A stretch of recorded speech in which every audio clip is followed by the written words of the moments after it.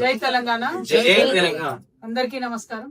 తెలంగాణ ప్రజలందరికీ తెలిసిందే, తెలంగాణ రాష్ట్రంలో ఉద్యమం నడిపించిందంటే మాట పాట.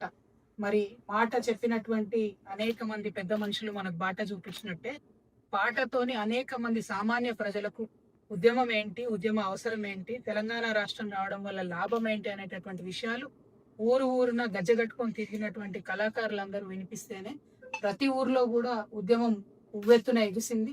ప్రతి ఊర్లో కూడా ఉద్యమ ఆకాంక్ష అనేటటువంటిది నిలబడేటట్టు చేసింది మన తెలంగాణ పాట అంటే అందులో అతిశయోక్తి లేదు.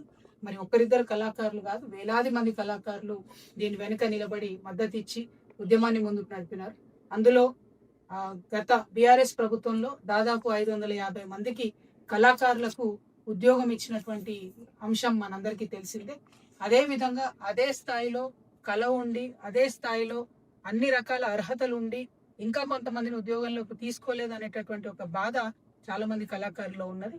మరి ఇప్పుడు అన్న అనవోజు వెంకటేశం గారి నేతృత్వంలో తెలంగాణ కళాకారులంతా కూడా ఒక ఫోరంగా ఏర్పడి మరి తెలంగాణ కళాకారులకు ఇంకా రావాల్సిన ఉద్యోగాల గురించి పోరాటం చేస్తా ఉన్నారు. ఈ పోరాటానికి తెలంగాణ జాగృతి సంపూర్ణంగా మద్దతిస్తుందని తెలంగాణ రావడంలో ప్రధాన పాత్ర పోషించినటువంటి కళాకారులకు ఖచ్చితంగా మేము అండగా ఉంటాం.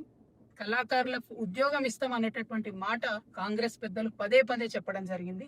చెప్పి 2 సంవత్సరాలుగా అపాయింట్మెంట్ ఇవ్వకుండా ఇబ్బంది పెట్టడం, కళాకారులు అనేటటువంటి కనీస గౌరవం లేకుండా మరి ఎప్పటికప్పుడు ఊకదంపుడు ఉపన్యాసాలు తప్పితే ఉద్యోగాలు ఇవ్వనటువంటి సందర్భాన్ని గమనిస్తున్నాం. కాబట్టి ఇందిరా పార్క్ దగ్గర పెద్ద ఎత్తున మన కళాకారులందరూ కూడా ధర్నా చేయబోతా ఉన్నారు. ఆ ధర్నాలో కూడా జాగృతి పాల్గొంటుంది.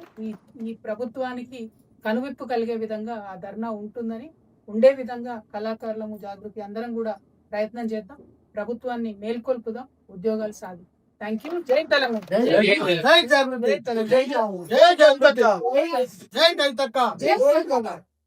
షేర్ చేయండి, లైక్ చేయండి, సబ్స్క్రైబ్ చేయండి. మరిన్ని వీడియోల కోసం బెల్ సింబల్ పై క్లిక్ చేయండి.